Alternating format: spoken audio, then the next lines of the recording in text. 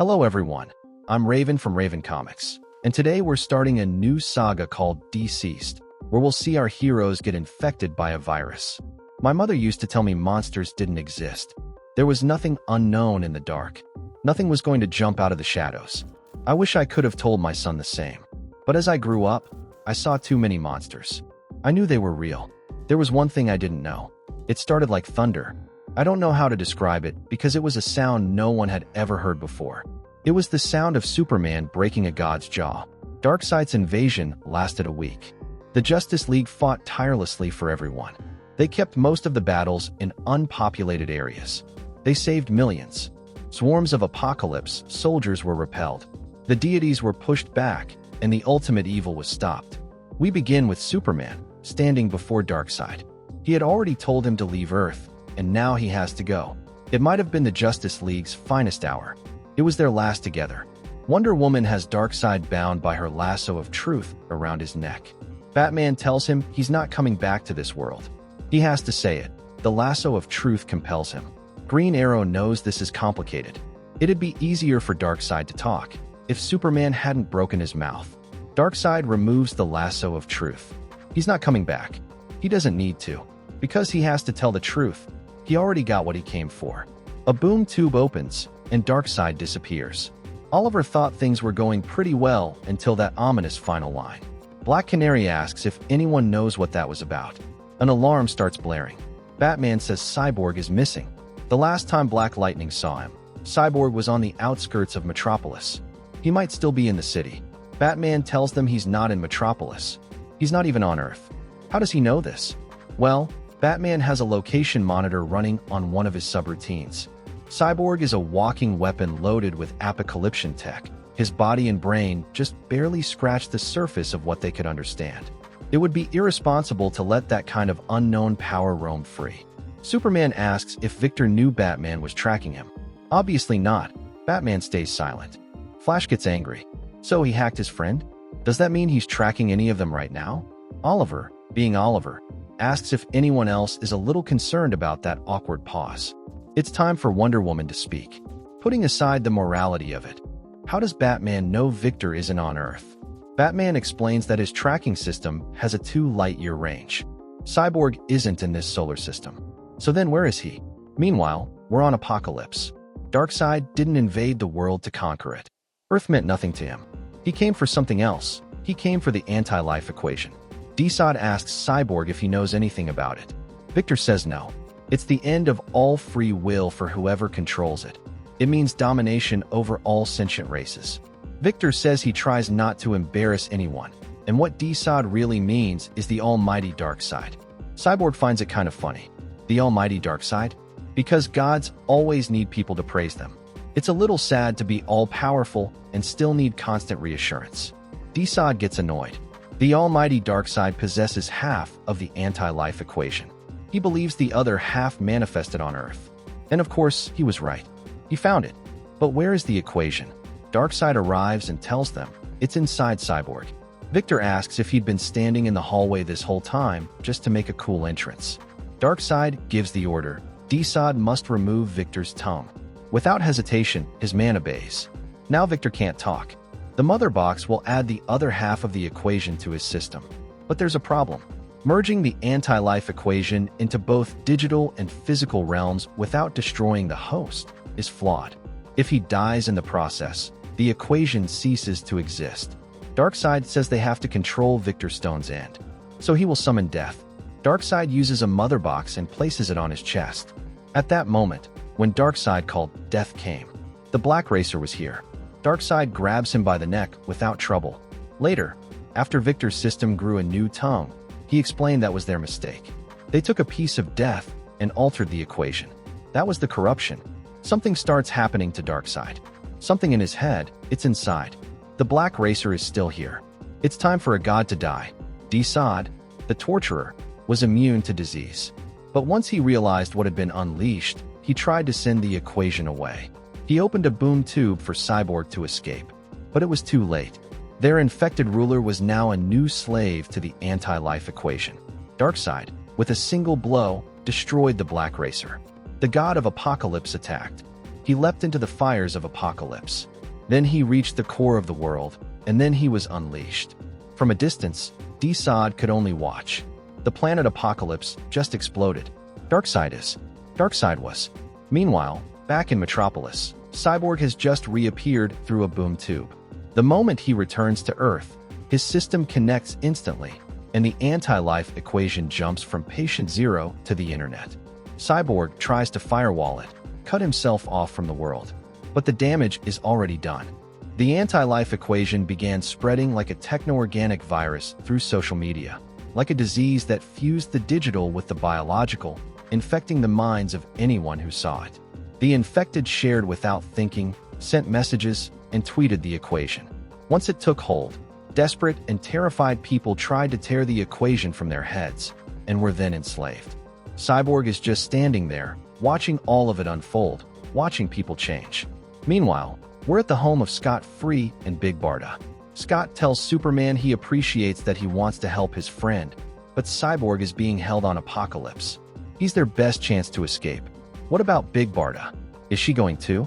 Well, yes, Big Barda will be joining them. Superman thanks them both, but suddenly he starts to hear a series of screams. Because of this, the Man of Steel must leave their home. As he takes to the skies, he hears everyone screaming. People are infected and tearing each other apart. But there's something that worries Superman even more than the chaos in the streets. He's worried about John and Lois. Now we're at the apartment of Lois, John, and Clark Kent in Metropolis. Lois asks her son if he heard that. There seems to be a buzzing coming from his phone. Has he seen it? John asks Damian if he knows where it is. Batman's son, who looks a bit older here, asks how he's supposed to know. Well, he is a super detective. Batman's son should be able to find a phone, right? Damian tells him that he's the one with X-ray vision. He should be able to find it easily. And he's right. Good point. John gets up and finds it without issue. It's right here, right here. Before John can grab the phone, it's destroyed by heat vision. Superman is here. Lois and their son have to close their eyes. They must not look at the screen. The screen suddenly explodes. Superman is worried for his wife and son. But what about Damian Wayne, the son of his friend? We're now in the Batcave.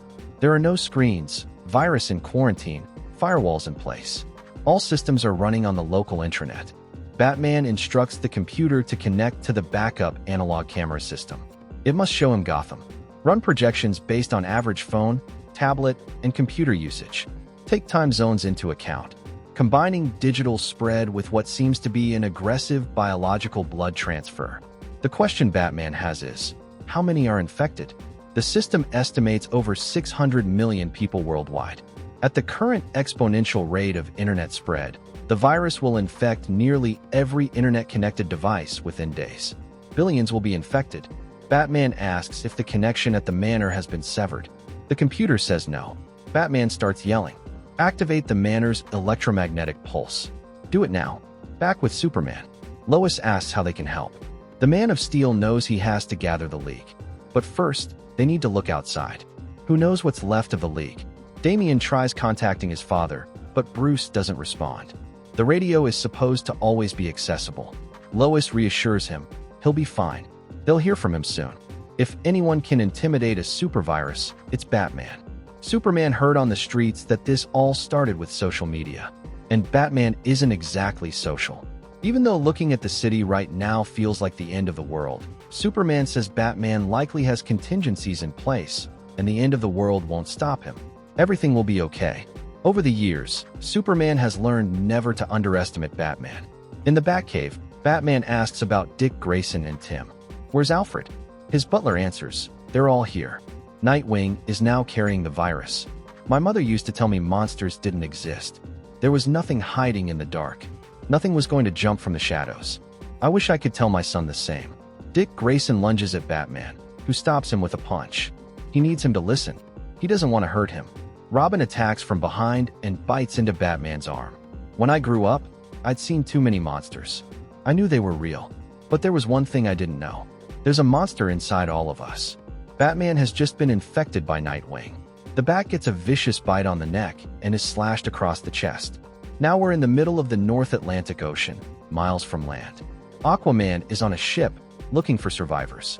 He asks if anyone is there. Can anyone hear him? In case someone's there, he tells them everything will be okay. Help is already on the way. In the early days, we were so isolated.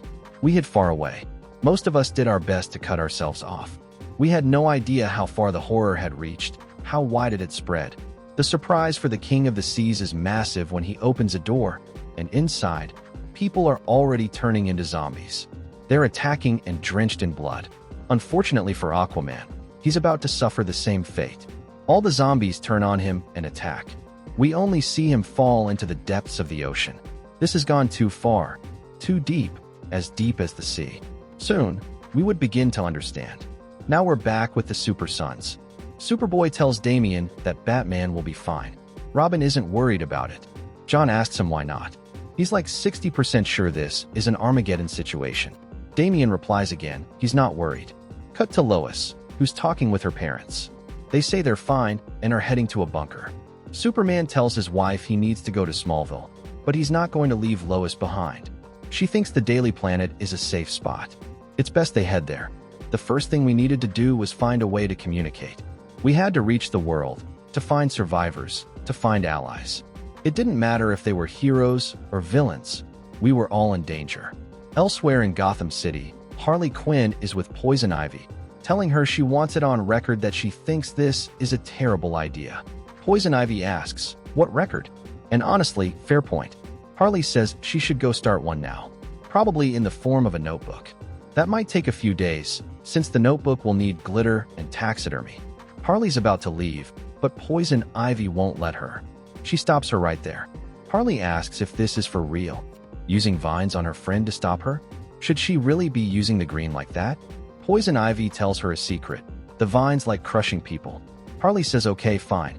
She's never sleeping in the same room as a houseplant again. But her friend knows she could go with her. Poison Ivy of course knows that.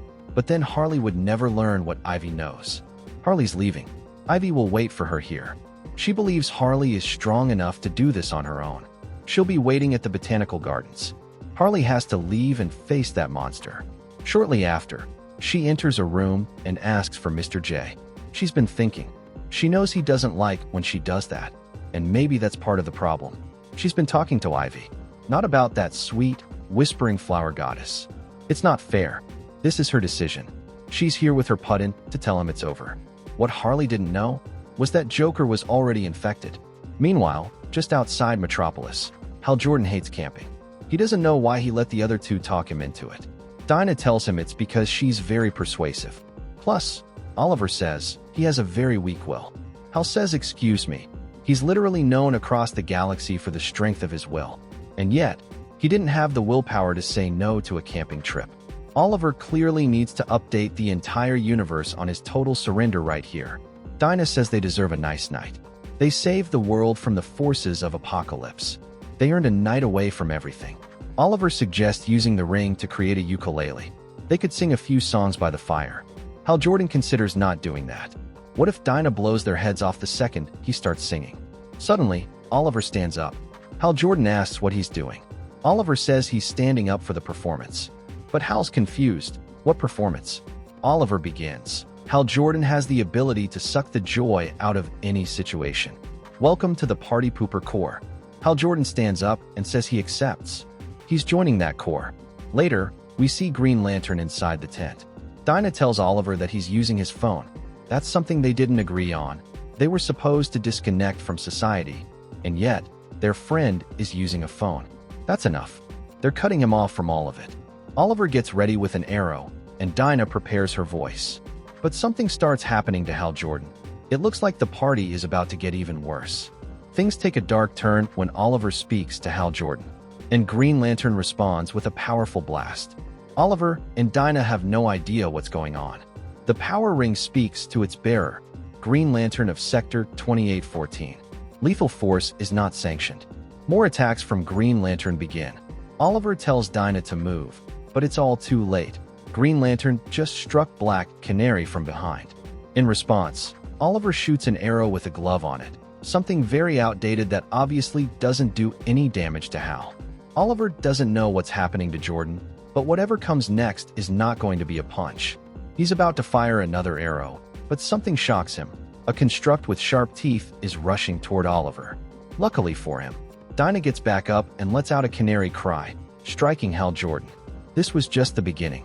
We needed to broadcast to anyone who could still hear. Later, we're at the Daily Planet.